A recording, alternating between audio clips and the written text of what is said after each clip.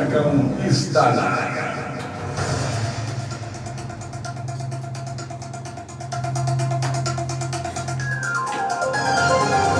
São 7h33, estamos de volta no seu Jornal Difusora para, a partir de agora, falar tudo para você o que está acontecendo, né? Movimento grevista, pessoal da educação da rede estadual, buscando reivindicar os seus direitos junto ao governo do estado. Conosco o presidente do Sindicato Único dos Trabalhadores em Educação, Sindiut, professor Darcy Jerônimo, pela primeira vez no Jornal Difusora. Eu agradeço imensamente a sua presença, ter aceitado o nosso convite. Seja bem-vindo, vamos falar muito daqui até meia hora, não dá para falar muita coisa também, né? Mas enfim, até 8 horas, trazer um pouco mais de informações em relação a esse movimento grevista da rede estadual de ensino dos docentes da área. Bom dia, professor. Bom dia, Newton, bom dia a todos os ouvintes da Rádio Difusora. Mais uma vez nós estamos aqui para levar informações para toda a comunidade, principalmente os trabalhadores da educação, do que realmente ocorre no estado de Minas Gerais e no Brasil, porque a educação hoje, você já viu, né? Se a gente deixar por conta desse pessoal que está aí, nós só vamos levar na tarraqueta. Essa foi boa, né? Tarraqueta. Mas esse movimento que começou, na realidade, nesse início do ano letivo, dia 5 de fevereiro, veio, né, eu diria até moderadamente, numa crescente aí, quanto que se vê a adesão foi subindo, melhorando, enfim. Agora, quais são as principais reivindicações de vocês que fazem parte da educação no estado, em relação a esse movimento de greve que está acontecendo até hoje? Hoje são três, praticamente quase completando um mês de greve. Isso. Na realidade, a nossa luta é principalmente para que o governo cumpra a lei. Só isso, nós queremos que o governo cumpra a lei.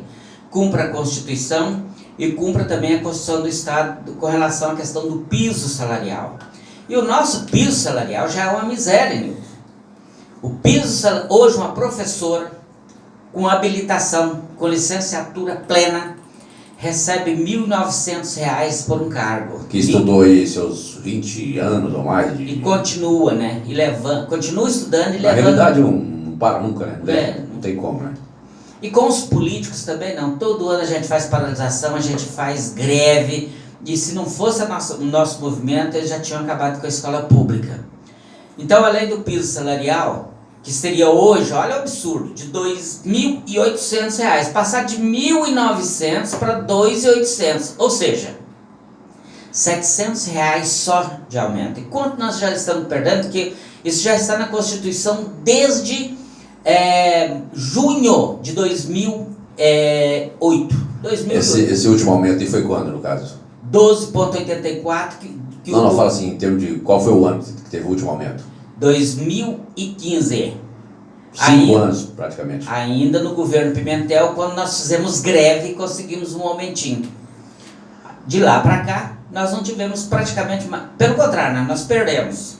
Só para você ter uma ideia, em 2011, o governo já queria acabar, era governador do estado, Aécio, Anastasia e a Gazola, que era secretário de Educação, e ela mandou para as escolas, porque naquela época muita gente não entrou de greve, cumprimentando e elogiando a atitude dos professores que ficaram na escola. Nós na luta. Terminou o ano de 2011, 112 dias de greve. O que o governo deu para os trabalhadores da educação foi o subsídio. E nós perdemos quinquênio, biênio, pós-giz, trintenário. Até hoje nós não conseguimos recuperar. Não adiantou complementar então, né? De jeito nenhum. Virou isso que nós estamos virando. Hoje tem professor, os ASBs, que são os antigos serviçais, são os agentes de serviço das escolas, tem gente ganhando menos que o salário mínimo. Seria o conhecido serviços gerais? É isso, é os serviços gerais. Agora, você disse ainda há pouco, numa questão de estão querendo acabar com a escola pública, você vê como uma tendência, de repente, do governo Zema, diminuiu pelo menos, ou talvez até extinguir essa questão da escola pública aí, para ficar só o ensino privado? Como é que você vê isso aí? Na realidade, a extrema direita, do qual o Zema faz parte, eles gostam de privatizar, eles querem privatizar tudo. O Zema quer privatizar a CEMIG, quer privatizar as estradas, quer privatizar a Copasa e assim por diante. A educação não foge à regra. Então, só para você ter uma ideia, neste ano, o governo implantou uma tal de matrículas online, que não funcionou. Escolas da periferia sofreram muito e estão sofrendo, que recebem os alunos da periferia. Hoje a rede municipal está superlotada porque eles estão usando, até de má fé, para pegar os alunos que são da escola estadual. As escolas municipais estão superlotadas. Quando você fala, só te interrompendo para seguir o raciocínio, quando você fala que a matrícula online não funcionou, por que não funcionou? Não funcionou porque a maioria Não está informatizada, por exemplo? O povo pobre da periferia não tem tanta traquejo com a informática. Seria uma tentativa de não ter que deslocar até a escola para fazer a matrícula? A ideia é essa, talvez? Não, o objetivo do governo não é porque o governo é incompetente. O governo é incompetente, vive de gambiarra.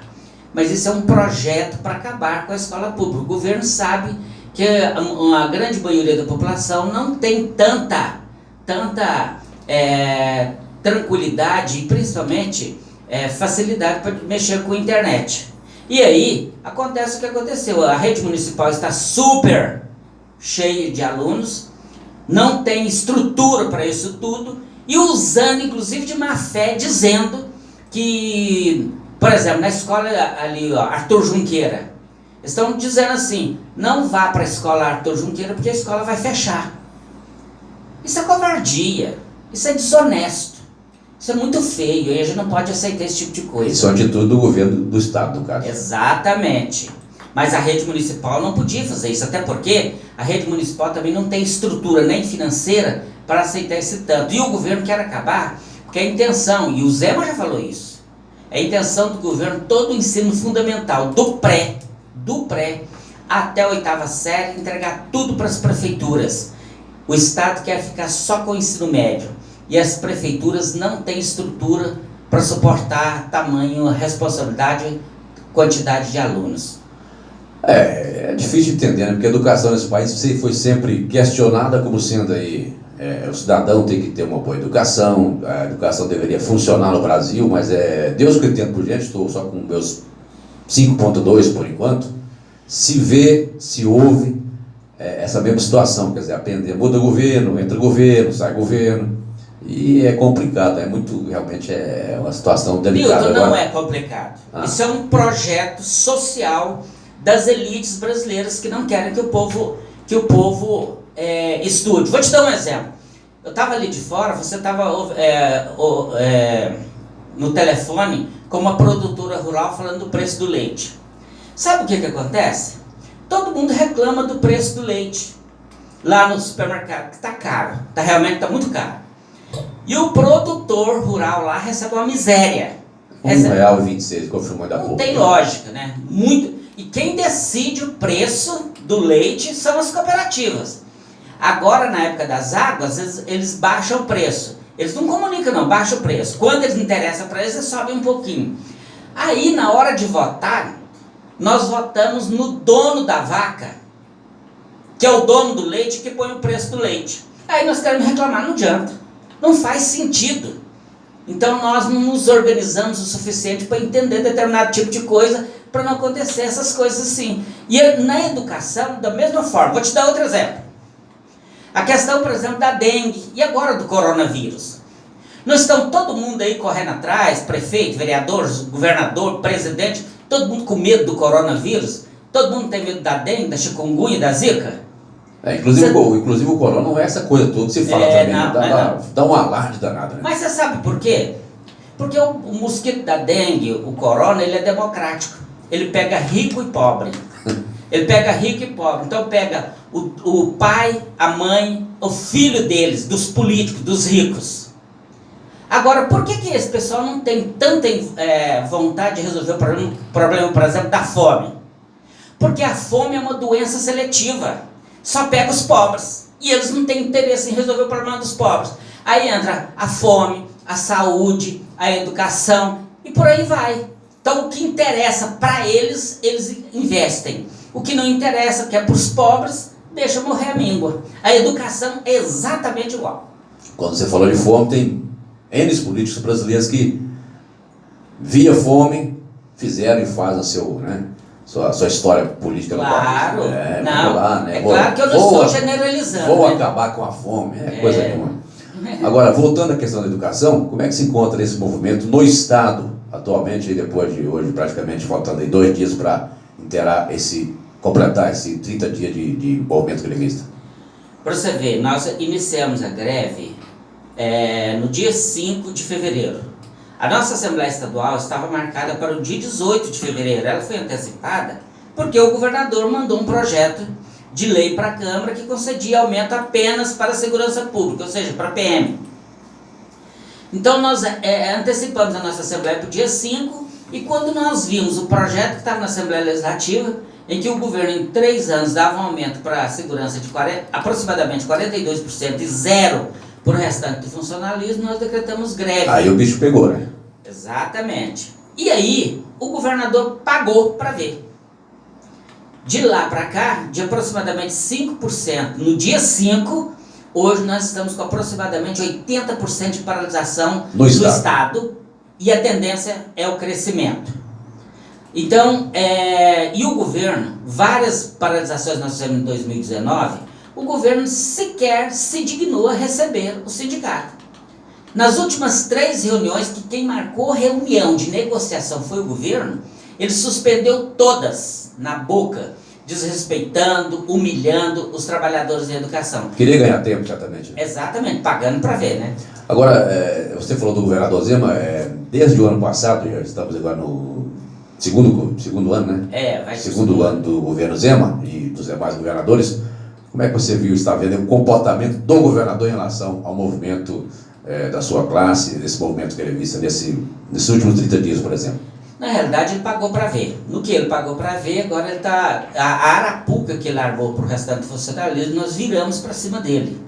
E ele agora está sem jeito, porque quando nós aprovamos a nossa emenda constitucional, a emenda de aumento também para o restante do funcionalismo, ele quis recuar. E, inclusive, está usando o seu partido novo para ir para a fogueira, para ser queimado, discutindo juridicamente que não é constitucional.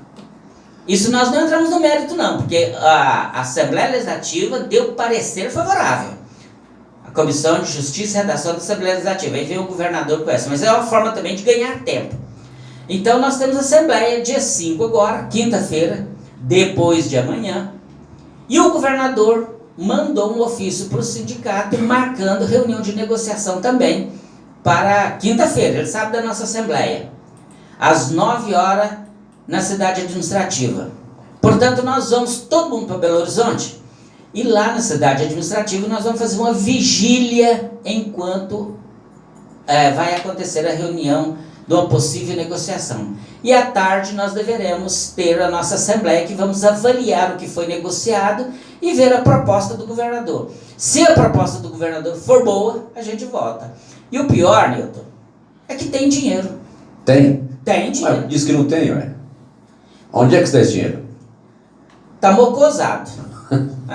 Esse governo é mentiroso. Só para você ter uma ideia, ele foi na Assembleia Legislativa e enganou os deputados dizendo que se terceirizasse, se privatizasse o Nióbio, teria dinheiro para pagar o 13º e o pagamento... Isso foi conversa do ano passado, né? Exatamente, final do ano passado. A Assembleia Legislativa foi na conversa dele e votou o projeto. Quando foi no outro dia, ele foi nas redes sociais e na imprensa dizer que não ia pagar não, porque não tinha dinheiro. O Ministério Público desconfiou dessa conversa fiada, porque ele falou assim, que ia arrecadar com a venda do Nióbio 6 bilhões. Agora está tendo uma auditoria no Nióbio, porque 98% do Nióbio do mundo está no Brasil, particularmente em Araxá. E só 2% do restante do Nióbio é do Canadá. Araxá é a cidade do governador, né? Exatamente. E aí, o que o Ministério Público descobriu, que os 6 bilhões que ele falou que ia vender o Nióbio, vale na realidade 1 trilhão. 1 trilhão, a gente não tem nem noção disso. É muito dinheiro. Então você vê que o governador é mentiroso, é bandido. Quem não cumpre lei é bandido. Agora, voltando a falar da sua classe, especificamente, o professor Darcy. Porque o Geraldo, governador não é da nossa classe, é né? uma classe oposicionista, né? Esse e mais alguns outros, ou a grande maioria, eu diria. Eu não sei se eu estou equivocado, mas eu vejo uma certa, ou até uma grande desunião. Não faltaria mais uma mobilização, uma união mais ampla do pessoal, porque às vezes fica, eu vi ontem inclusive o seu trabalho juntamente com o Ticolino, aqui na escola Álvaro Brandão. Então assim, a gente nota uma certa dificuldade do pessoal aderir ao movimento, um vai, o outro está querendo ir, o outro está pensando. Então não há ainda, depois de longos anos de luta pela classe, enfim, é uma bandeira antiga dos trabalhadores da educação, não há ainda uma grande desunião da própria classe. Sim, nós entendemos que existe. Existe porque... Porque caso contrário, eu tenho inclusive eu aprendi isso com aquele final, um político do PMN, que é o Partido da Mobilização Nacional, que como é que me fala agora o nome dele, que já é saudoso. Ele dizia o seguinte: só se muda alguma coisa em algum país através da mobilização. Isso que eu aprendi faz tempo. Exatamente.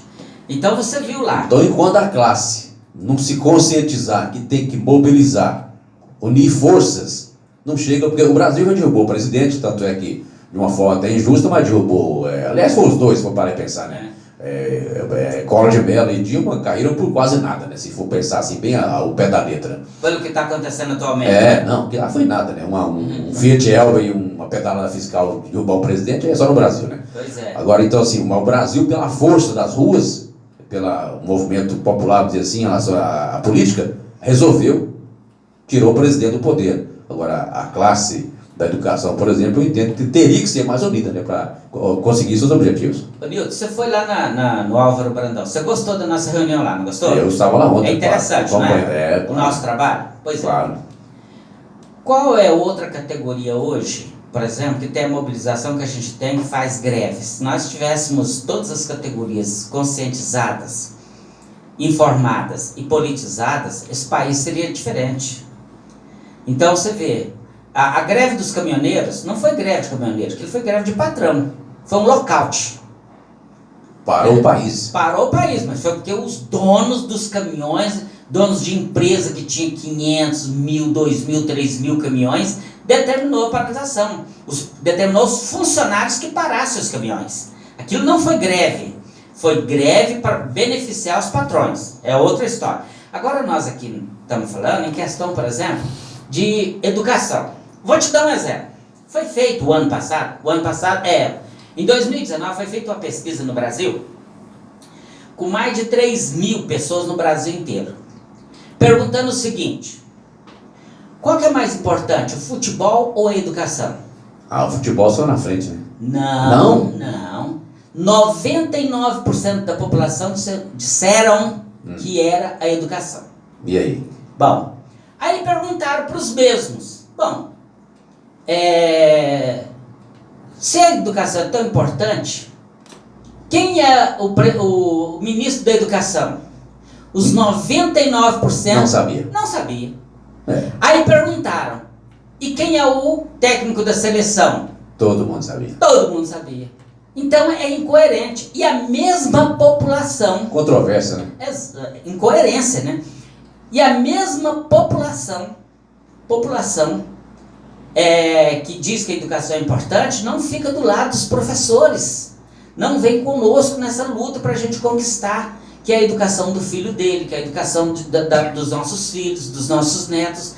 E olha, Nilton, sem educação esse país não tem futuro. Agora um detalhe, se você me permite, eu tenho certeza que é a sua opinião, eu não a conheço, mas eu tenho certeza que é pela uma questão de lógica, né?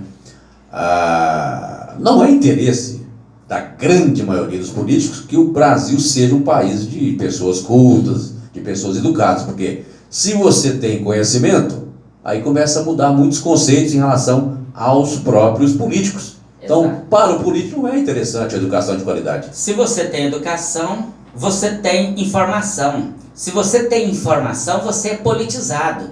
Se você é politizado, você não vota nesse tipo de gente.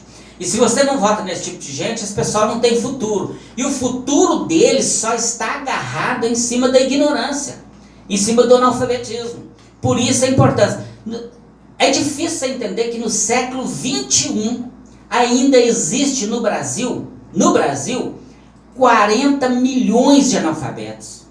No Brasil, existe 12% das crianças não estão na escola. 12% das crianças não estão na escola. A maioria da população não tem saneamento. A maioria da população não tem escolas para estudar de boa qualidade. E aí, só voltando um pouquinho, quando se referiu ainda há pouco que a educação é importante, seria indispensável, essencial, olha o salário de quem trabalha em educação. Aí você fala, aí já não... Isso, você tocou num assunto até legal. Você vê, a nossa classe de professores, nós somos humanitários.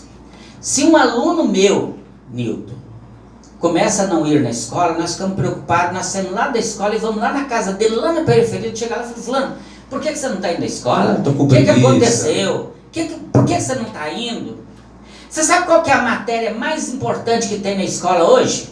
Sabe qual que é a matéria mais importante que os alunos mais gostam? Qual?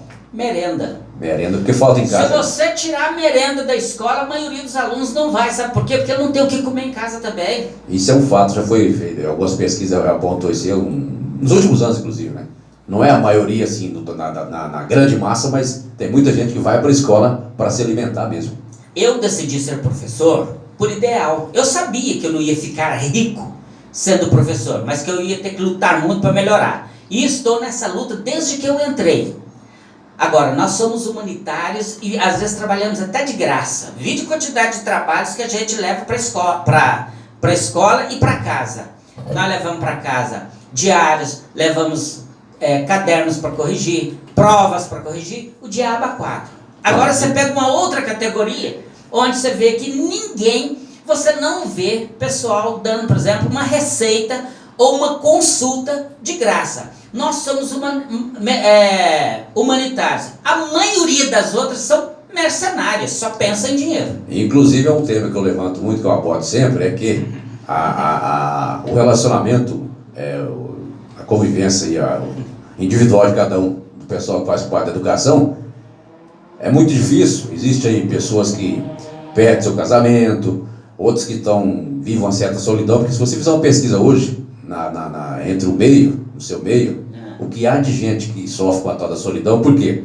O marido ou a mulher, se não for um da educação ou outro for, isso que você falou ainda há pouco, você tem que elaborar a prova, plano de aula, correção de prova, enfim, você trabalha em casa, na escola, 24 horas praticamente. Né? Planejamento.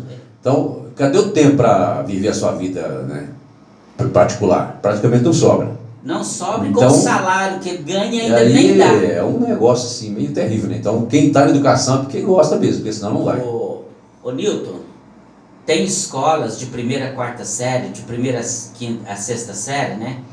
Você vai nas escolas, as professoras sabem que tem que entrar de greve, tem algumas que até choram, porque eles ficam com dó de deixar as crianças.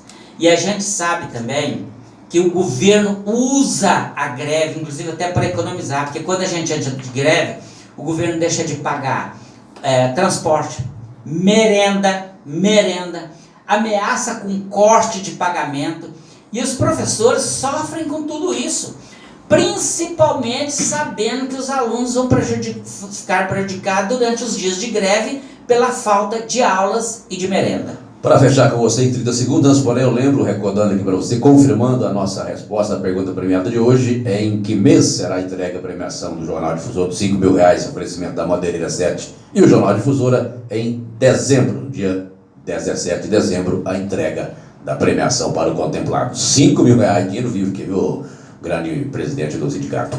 Bom, a última de hoje, rapidamente. O que é que eu tenho que fazer para ganhar esses 5.000? Ligar aqui dia a dia e responder a pergunta de forma correta, né? Vai para o sorteio. Estou querendo esses 5.000. Já dá para quebrar um galho, dá um cafezinho pelo menos.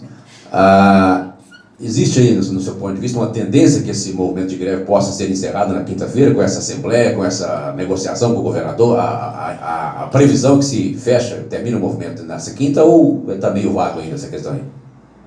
Nós esperamos que toque o coração do governador. e que o governador negocie. Porque não tem cabimento isso que nós estamos vivendo no Estado. E a nossa luta, a nossa vida é sem fim. Todo ano a mesma coisa, todos os meses a mesma coisa, todos os dias o mesmo sofrimento. Mas nós estamos nessa luta e vamos ver se o governador faça uma proposta decente para que a gente possa, então, dar fim a essa greve agora, quinta-feira. Sucesso e obrigado pela sua presença, Jornal Difusora, professor Darcy Jerônimo, presidente do sindicato aí o Sindiúti, né? Isso, dos trabalhadores em educação. Eu que te agradeço, quero agradecer a paciência de todos os seus ouvintes e de todos que estão nessa luta e aguardem novas notícias para você em primeira mão. Com certeza. 7h58, na sequência, a programação musical com Vanderlei Nascimento. Eu volto amanhã, 7 horas, com mais informação. Lembrando que amanhã, 7h30, que é a presença do doutor, juiz eleitoral da comarca de Ituiutaba, Roberto Garcia. Doutor Roberto Garcia conosco amanhã para trazer tudo aí que envolve o processo das eleições municipais em 2020 na cidade de Ituiutaba. 7h59, e lembre-se, a escuridão da vida depende do ponto de vista. Perante o olhar do Ser Supremo, tudo está bem claro. Bom dia. Newton Furacão. Difusora.